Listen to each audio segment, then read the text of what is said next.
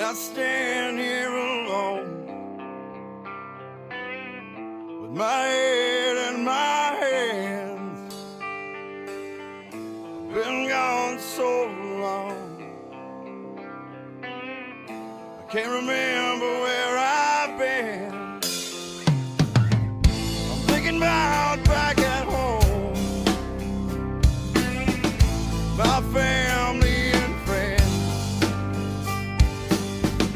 my brothers don't know that I'm there till the end. It's one thing that we all know. It's one thing we all know. No man's left behind. You'll see me once, you'll see me twice. I fight alongside my brothers. There's no man is left behind.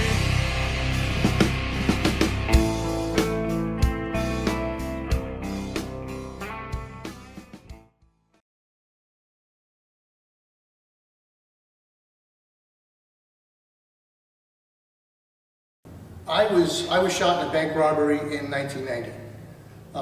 Had a lot of these symptoms early on, and then I went back to working for about 10 years after, 10 or 12 years after that. Everything seemed to have subsided.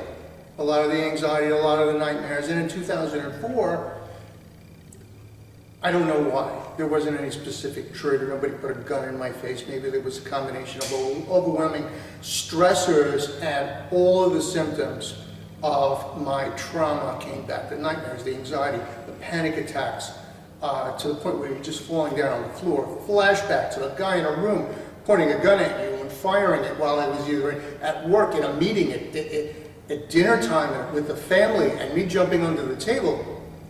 These things are unacceptable. And I spent the next nearly 3 months in the hospital doing, having surgery after surgery after surgery, and there was a lot of pain there. So that we just, and things went wrong, and I died again in the hospital.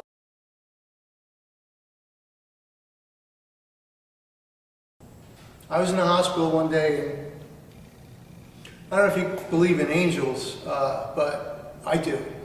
Because a guy walks in my room, I'm in the ICU, I'm dying. I was 77 days, dying. Could have died any one of those days.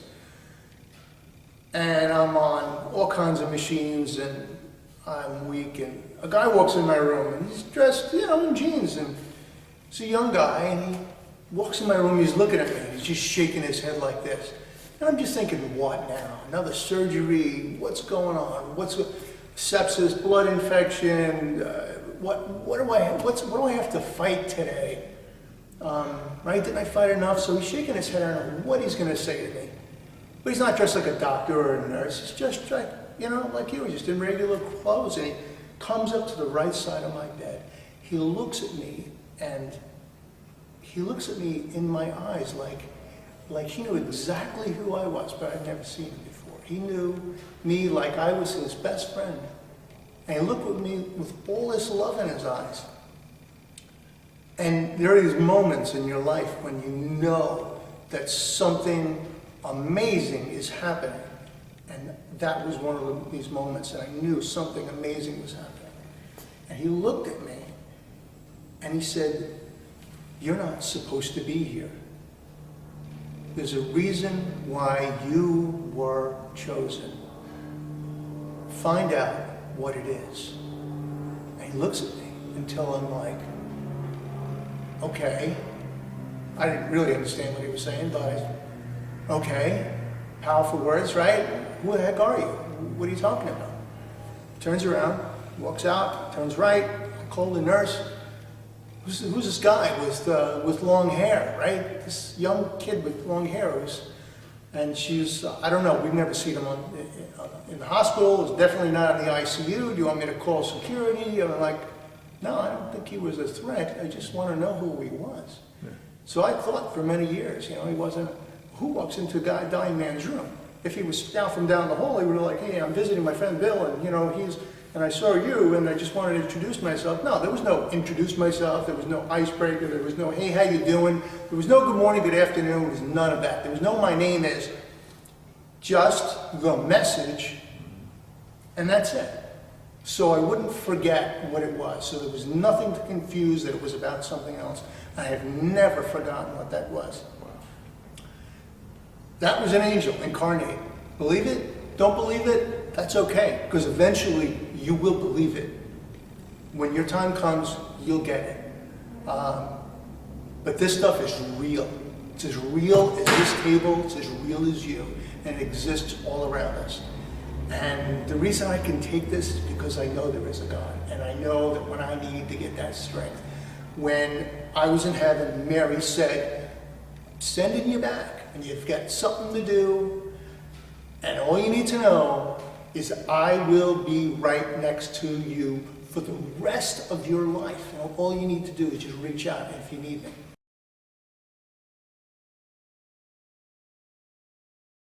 I'm going to live today. He was like, maybe you also need psychological therapy. I don't know what you're talking about. He was like, just lay back. Don't worry about it. But that's the way I felt. Even when the priest came to me to give me last rites, and he was like, I bless you in the name of the Father, and the Son, and the Holy Spirit. I forgive you of all your sins, past and present. Is there anything you'd like to say? And I said, hey, Father, an angel told me that I'm going to live, so don't worry. And he was like, you're telling me not to worry?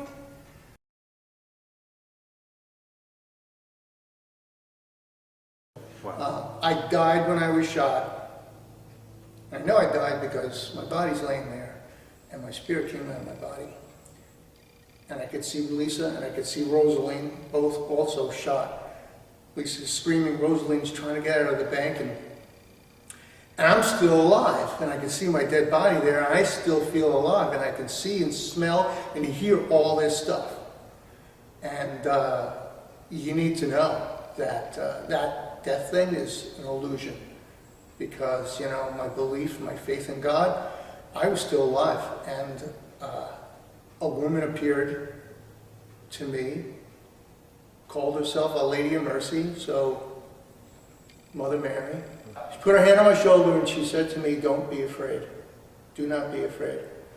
And I wasn't. I knew exactly what it was, and I wasn't afraid, and I wasn't in pain. And it's like we stepped through a doorway, and we weren't there in the bank anymore. We were in this other unbelievable place, and it was heaven, and it was beautiful. But more than what it looked like is what it felt like. It was complete peace and perfect love. So no pain, no anxiety, no phone calls, no appointments, no stress, no anger, no guilt, all that just. It's not like, it's just that it doesn't exist there. Doesn't exist.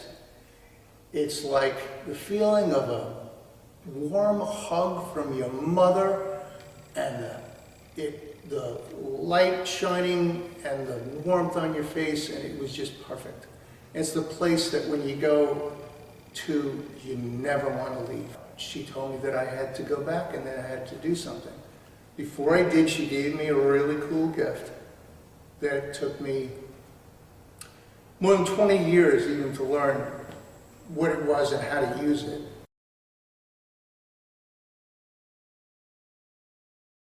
And I had another chance to die. I had an actual chance to die. 25 years ago when I was also in the hospital room.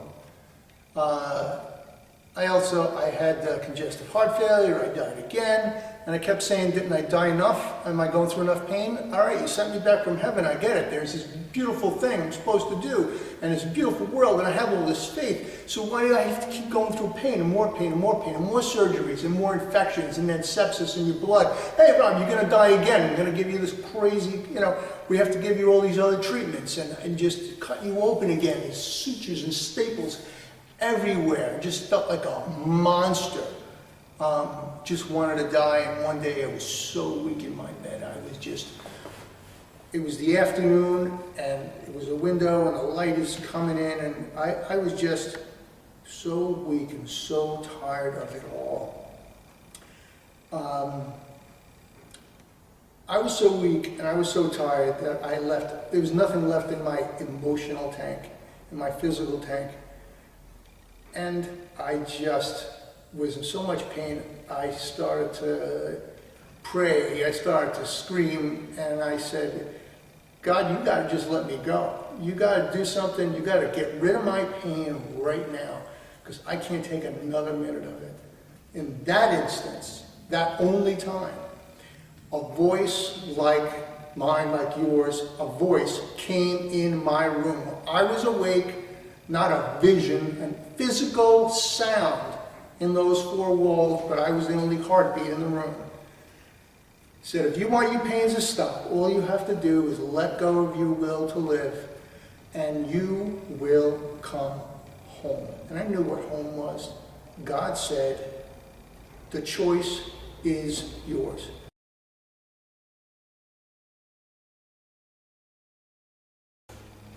I wanted revenge, right? Okay? I wanted the visceral revenge of getting this guy. The first chapter of my book was the day that I thought I found him in Bayside. And it's about what I was planning on doing to him. Because I thought it was for sure him. And I went in and talked to this guy and had this plan. Realized in the end that it wasn't him, and then realized when I walked out how horribly I would have changed my life if I did what I was planning on doing. And that was part of my providence. That was part of my journey, to meet that guy, to go through that emotional experience of actually in my head thinking of what I would actually do when I had the moment to do something. And I realized how it would have killed me, and it just would have ended up in complete disaster. My disaster. Right. And that I had to forgive this guy. And the day that I did, not long after that, was the day that changed my world. And I got my revenge. Yeah. I got my revenge. The revenge is, you don't want him to hurt you anymore. And he can never hurt me anymore because I forgave him. I forgave him. Now he can't touch me anymore. I can take off my bulletproof vest. He can't hurt me anymore. And now I can let the love in from everybody else. Have to get rid of the anger and the guilt. And I realized that I was becoming the man who did this to me. And if you don't get rid of your anger, you will become in some way, shape, or form the thing that did that to you.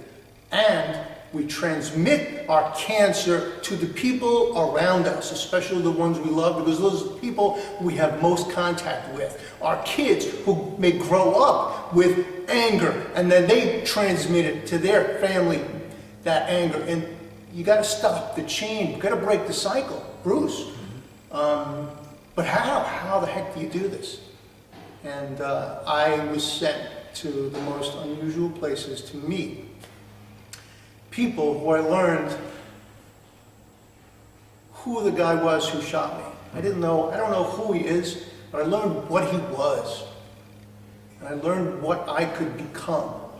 And I realized that unless something changed, then nothing would change. And I realized at one point that I had to forgive him. That was the last thing I wanted to do. I didn't want to forgive him. I liked hating him. Why would I forgive him? But unless I did, I would never get rid of my anger. How do you forgive this guy?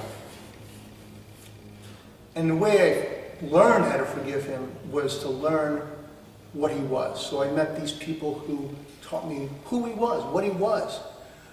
And see, I knew maybe he was abusing alcohol, maybe he was abusing drugs, but I definitely knew that he was so angry beyond his own means to control it that he had no other option than to go out and hurt other people. But if you could put an image in your head of who this guy is, who the people who hurt you are, and then maybe you can appreciate the pain that they're in. It makes it easier then to understand who they are and then to say, I get it. You were hurt. You were hurting people. You could never forgive. That's what I need to do. And the day I forgave the guy, the olive-skinned man, because I don't have a name for him, that's what I call him. It was the day that changed my life. Changed my world. Yeah, anger is huge for us. A lot of it is about anger, and a lot of it is also about guilt. Yes. So anger, yeah, I've exploded in anger. I've exploded in anger at my children when they were young, my fault, at my wife, at my friends, at my family, at always tried to not to do it at work because it, you try to. That hurts. It hurts everything. It hurts. So I would hold that in. How are your flashbacks? Have you had a lot? I continue to have flashbacks, and we retreat into those places so that we don't embarrass ourselves when we have flashbacks. So I spend a lot of time at home. And you got to get rid of that anger, because we think that anger is what? So when you're angry, how do you feel? Like, you can't hurt me. No. I'm angry. Try to hurt me.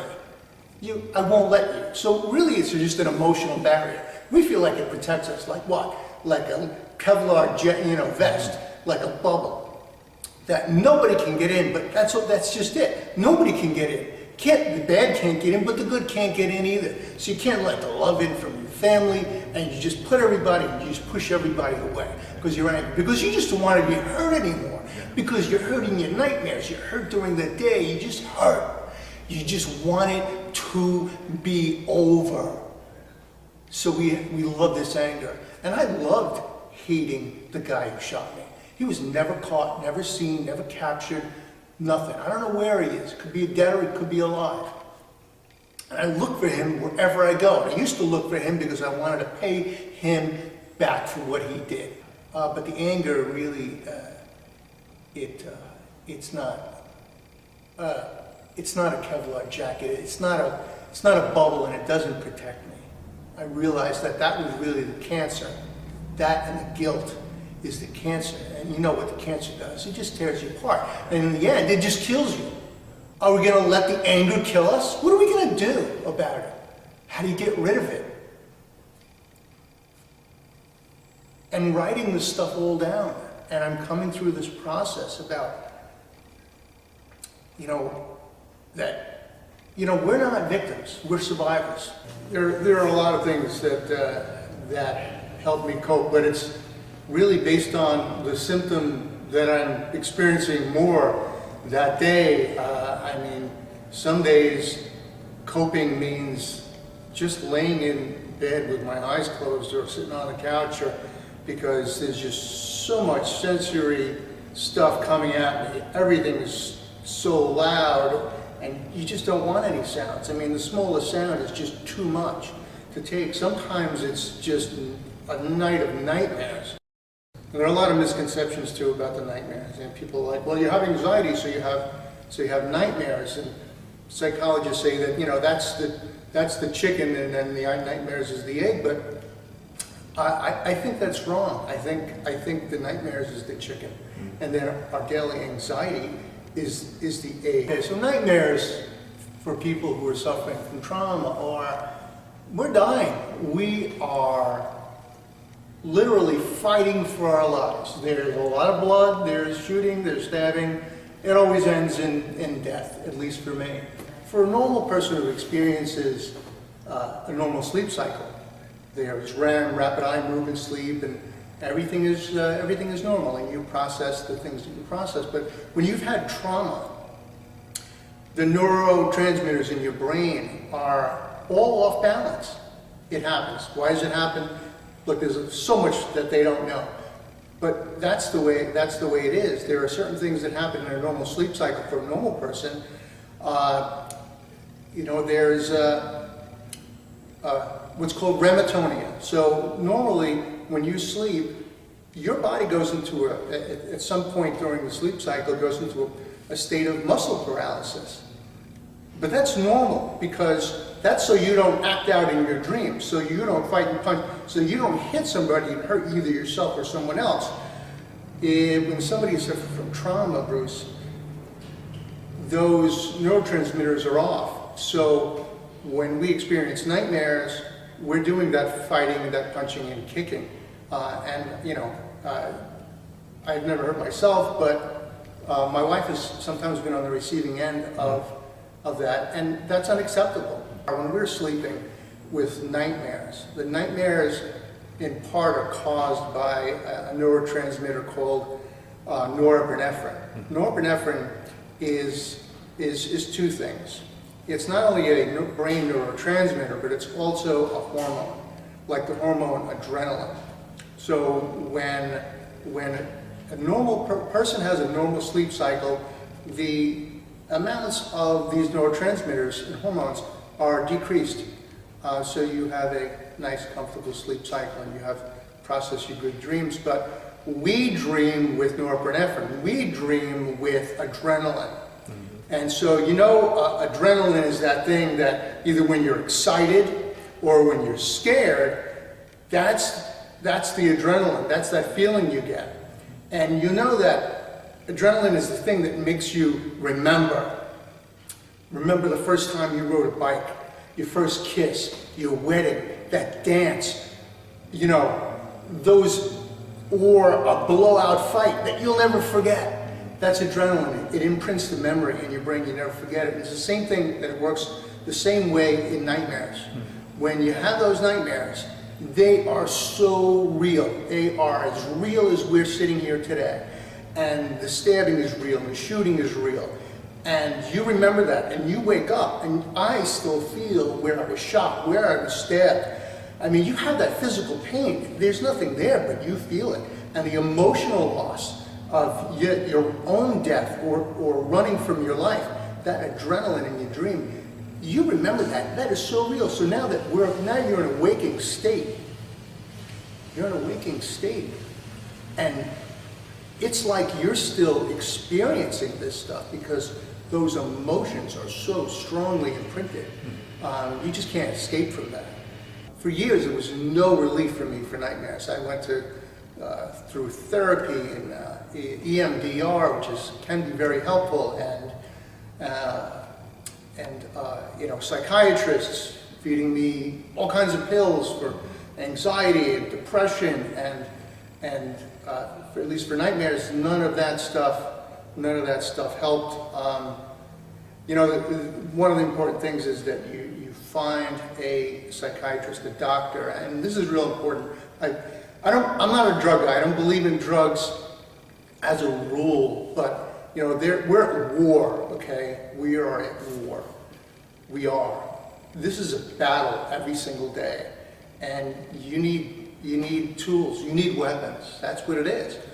And I did find a drug, a pharmaceutical, which again, don't love the word, but I found a pharmaceutical and a great doctor who believes less is more, and two rules: nothing that's addictive emotionally and physically, and nothing that's mind altering to the point where it changes who you are in a negative way. These are the two rules of drugs that I have, and Dr. Katz is an awesome doc. So maybe 7 or 8 years ago, he said, "Rob, I was at a conference, and there's this drug, and it's supposed to help with nightmares." And I'm like, so what do you think? Well, he explained it as an antihypertensive, so a blood pressure medication that's really old. It's an old drug. It's hardly ever used for blood pressure anymore because it honestly wasn't very effective for doing that. But it has this side effect. So again, at night, the androgenic system in our brain is elevated. And you need an alpha-1, I think it's an alpha-1 blocker, to stop the brain's production of norepinephrine, of adrenaline. And if you can do that, you can at least decrease the number and intensity of the nightmares. Wow. So he says this, and I say, what's the downside? First of all, what's the downside? You see these drug commercials, and then they give you the fine print, and they go on, stroke, heart attack, death, so I'm like, any of that? And he was like, well, no, it's blood pressure medicine. So you may feel a little dizzy when you take it. If you get out of bed quickly, you may lose, your blood pressure may drop, you may feel faint, so be careful of that. And I take it at night. I have talked to some people who take this drug or have taken it during the day, and they said during the day and it helps them at night.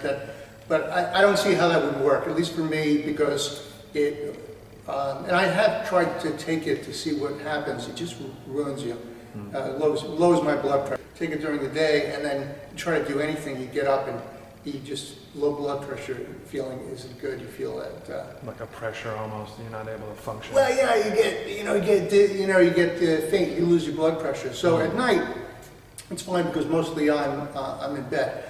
And so how's that worked? Well, it's again, like I said, it's a weapon, and you need a weapon. I mean, you need a sword against an enemy that attacks you constantly at night.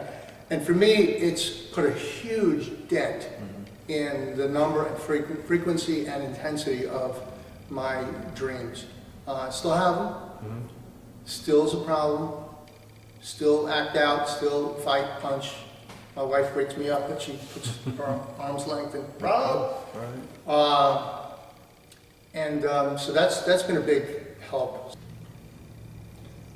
Are you easily startled by loud noises? Someone tapping your shoulder quickly, or? All the time. That never goes away.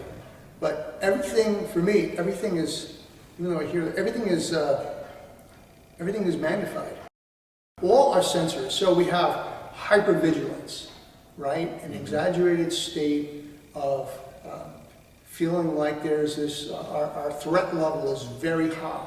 And we are looking everywhere for the next guy who's going to hurt us.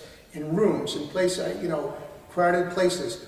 Yeah. That's one thing. So you're elevated, sensory. For me, my hearing is just hyper sensitive. Any little thing, especially if it's quiet, I mean, you drop a fork on the floor, it sounds like a gunshot, and I jump. I'm home alone, and the doorbell rings, boom, the phone rings, and I just hit the floor or scream or do something ridiculous. And somebody comes around a corner and I'm not expecting it. Well, there's either put your hand up, there's either I have hit people. Sorry about that. Sometimes it's just something else. I just am terrified. Terrified. And I'm under the table. Now, when kids were little, I've got 3 beautiful, wonderful kids.